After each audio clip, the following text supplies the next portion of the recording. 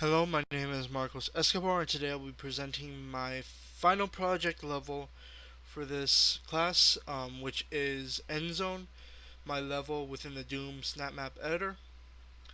I'm going to be talking about some of my design choices within the level, as well as some of the key components and influences that I had within making this level.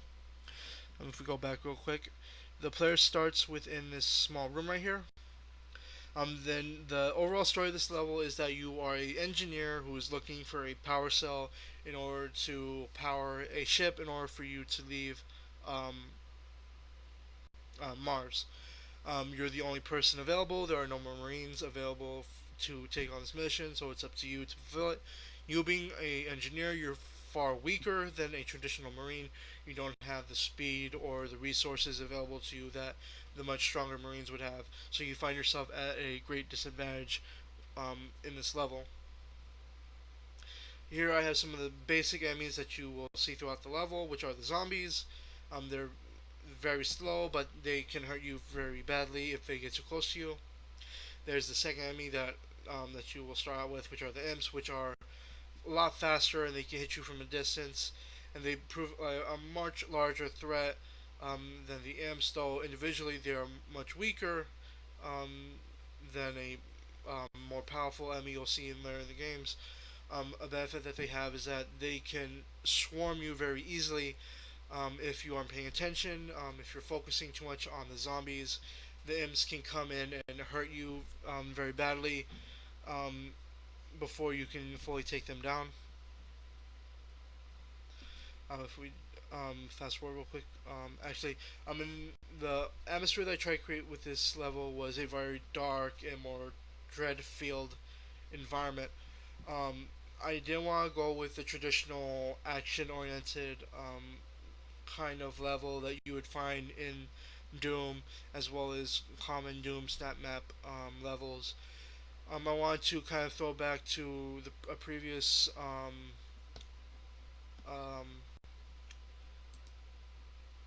um, game in the Doom series, which was Doom 3, which was very more survival horror based, and um, kind of capture some of the elements that that game had, while at the same time still keeping some of the fun within the traditional Doom formula with this level. In this in this level, you have these challenge rooms, which are explained right here, which the player can acquire special weapons, which can help them as they're progressing through the level. Without them, it could be more difficult for the player to kind of handle the much stronger enemies, but they are by no means necessary to complete the level.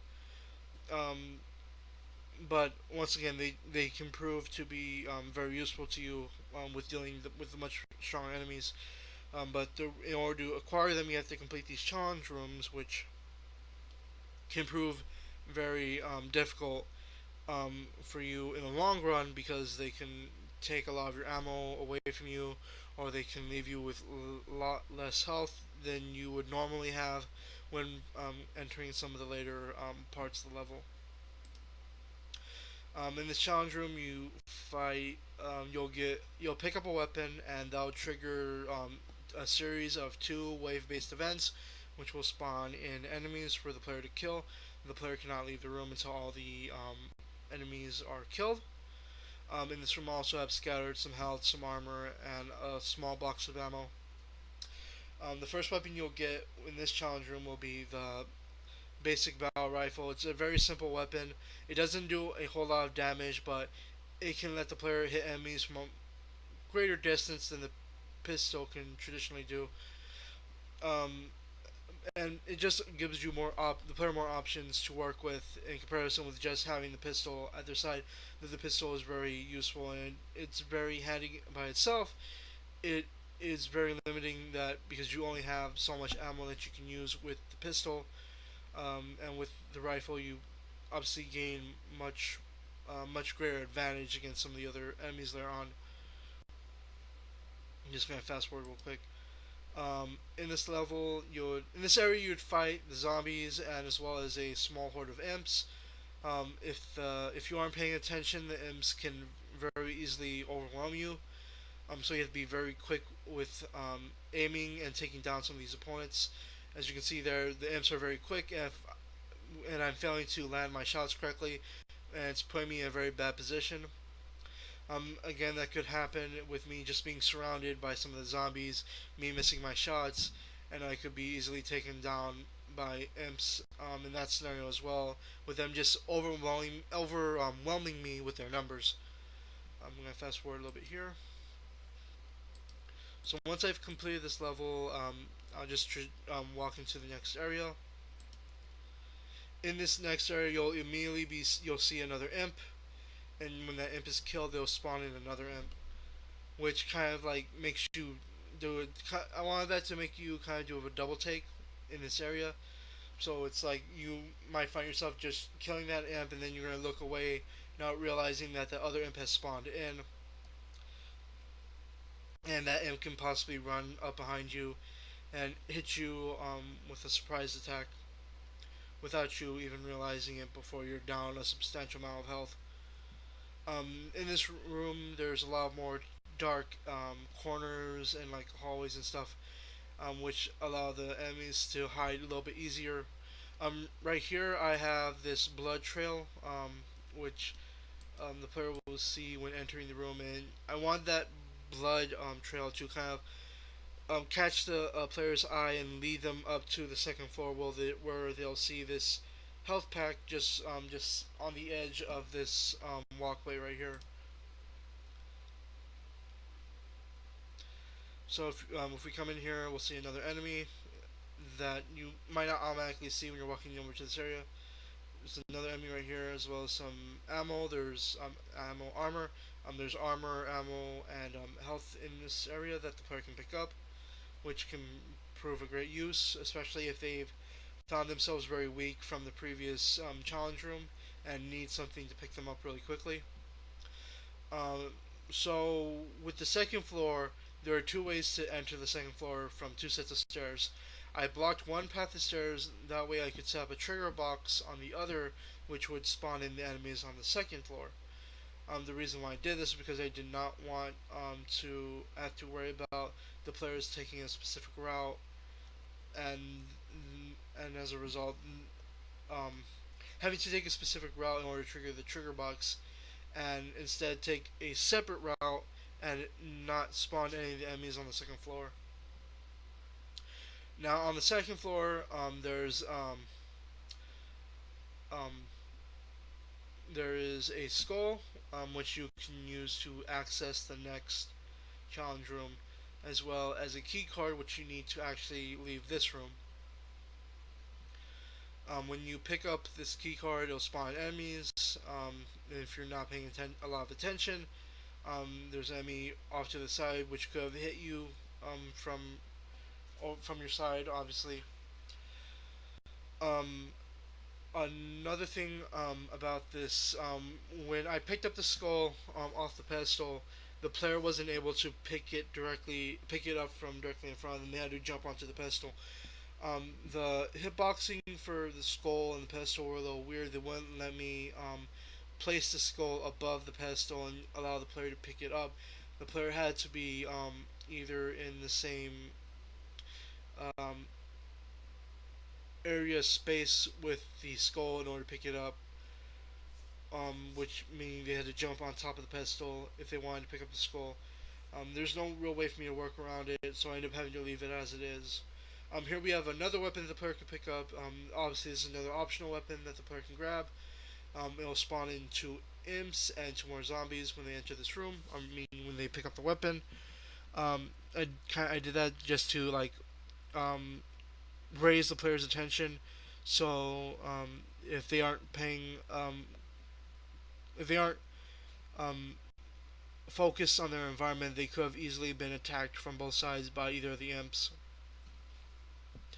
Over there, we had some health and some armor again. Obviously, my player has full health, so they didn't really need the spare health. But again, if the player had been in a much weaker state, they might have really needed that health and armor in order to survive the next area. So right here, I have a small little cutscene that I created, which was kind of a callback to some of the older survival horror games and just video games in general when they introduce a new enemy type. Um, and also, I wanted to kind of show how that some of the enemy types also fight one another if they are provoked or hit by each other. So when I enter that door, the enemies would spawn in, start fighting each other with the camera watching them, and once a certain enemy in the group, this one specifically, died, it would turn off the camera, switch back over to me, and I could enter the room. Obviously, this enemy is much stronger than the rest of these smaller enemies, so it's of no consequence to this much larger enemy. There's more enemies that spawned in. This, but took me as priority and was prepared to hit me. But with his fight with the smaller enemies, as well as me getting a quick shot in real quick before he could reach me, I was able to take the enemy down very quickly. In this next area, we have a kind of a mini boss event. There's a red key card that the player needs in order to access the next room. So once they pick up the key card, it'll spawn in the next enemy. I this enemy has like four paths that are very clear for the player to walk through. The idea was because the enemy charges at the player, it would have a clear path to attack the enemy with. So if the player isn't paying full attention or isn't quick with their draw, they might get hit by this enemy and be damaged very badly. Considering that I knew the enemy was there, I was able to take the enemy down much easier. And instead of a player that might have not been paying as much attention, it might have gone hit very badly by the enemy when it spawned in. Here we have another challenge room, same situation as the first one. There's a weapon the player picks up as well as items for them to grab within the room. There are waves of enemies that the player has to kill in order to leave the room entirely. Just going to fast forward a little bit. So there are health packs on the bridges, and then there's armor underneath them. So if the player's getting chased in the environment, they can quickly grab those items. It kind of confuse the enemy by making them run into different like objects or obstacles in their paths. Here we have a situation where I'm not landing my shots again, and as a result, I'm getting hit by some of the imps. Um, if I right here, if I wasn't paying full attention and like making sure I know what's around me, I could have been easily attacked by this enemy by surprise and taking a lot of damage. Luckily, I managed to keep my distance from it well enough and take the enemy out before it could do any serious harm to me. In this room, there is a acid pool underneath the main stairs that you take when you enter the room. And in the acid pool, there is a suit of armor that the player will pick up. The armor is a very risk reward type of scenario where if the player isn't fast enough, they might very well lose all the armor before they actually get out of the acid pool, which would make the whole experience pointless to the player. So if we fast forward a little bit, once you enter this room, it spawns in all the enemies in this room. Obviously, there's some on the first floor and some on the second floor. If the player is not paying attention, once again, they could very well be surprised by some of the enemies, attacked from behind, and so on and so forth. Down here on the bottom floor, there's a box with health, ammo, and armor. When you open the box, it spawns into imps. If you're not paying full attention to your surroundings, once again, the imps would attack you and possibly do serious damage to you before you could really respond to them. Here we had a scenario where two of the enemies were making their way downstairs.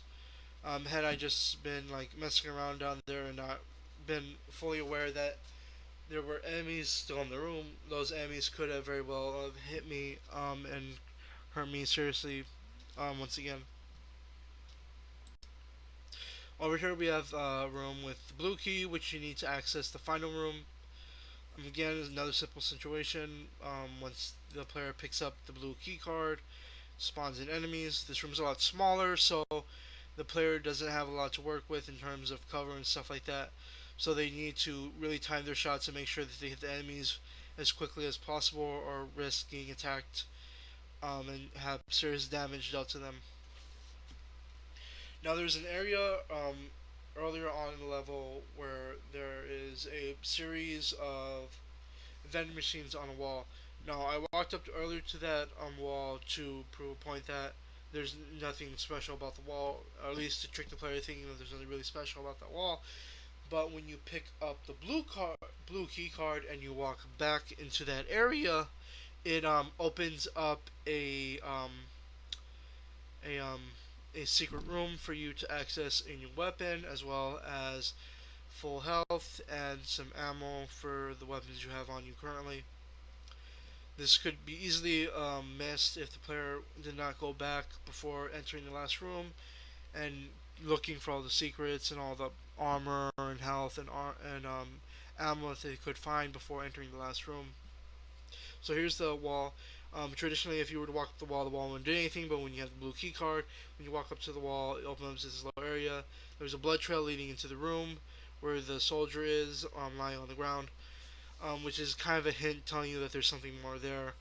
But unless you were to go back once you gain the blue key card, you wouldn't really realize it.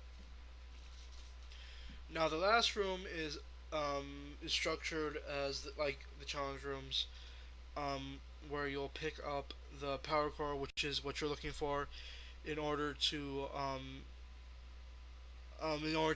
leave this area and complete your mission. So once you go through that door, you enter this room. There's the power station, which has the power core inside it. Once you pick it up, it will trigger the wave events in this room, which will spawn in some of the enemies that you've seen before, as well as some very specific enemies that were in the earlier parts of the level. I did this because in some games you'll have very specific enemies that won't appear in the rest of the game. They'll only appear in very certain areas or during very certain encounters, like the bees in Resident Evil, or the excuse me, or some of the mini boss type enemies that you would see in some other games. So obviously we have some soldiers right here, which you did not see in earlier in the level.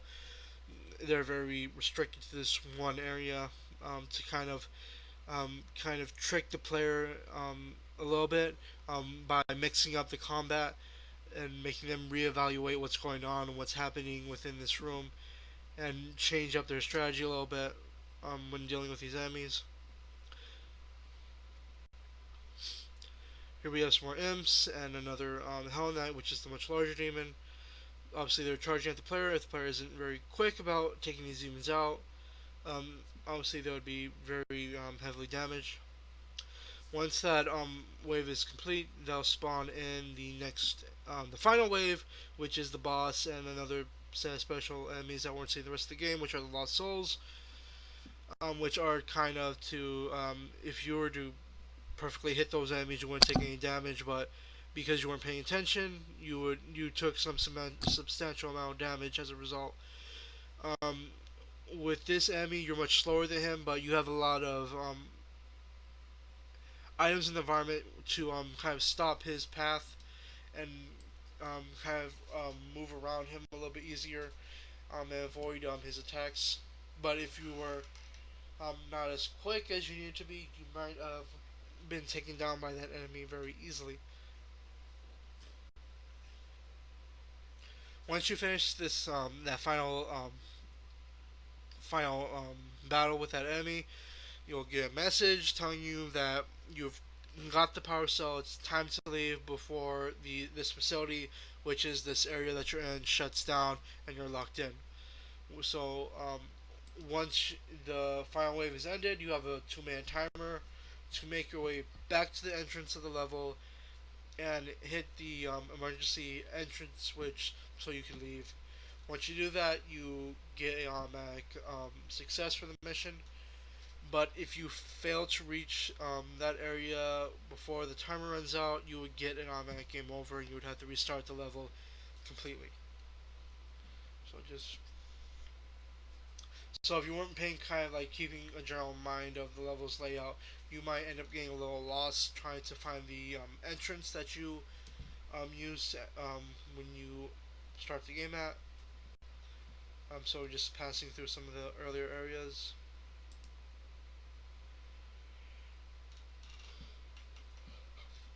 One thing that I wanted to do with this that I wasn't able to was create kind of this all-out war scenario with some of the enemies just fighting each other as you're walking through the level.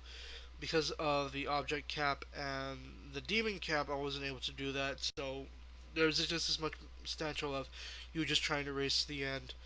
Um, that was kind of a callback to some of the old horror games that I saw where you would have these moments where you would have a limited amount of time and you would have to rush to the exit in order to survive and escape and beat the game and so on. Um, and that's all I have to say about this level. Thank you for your time and goodbye.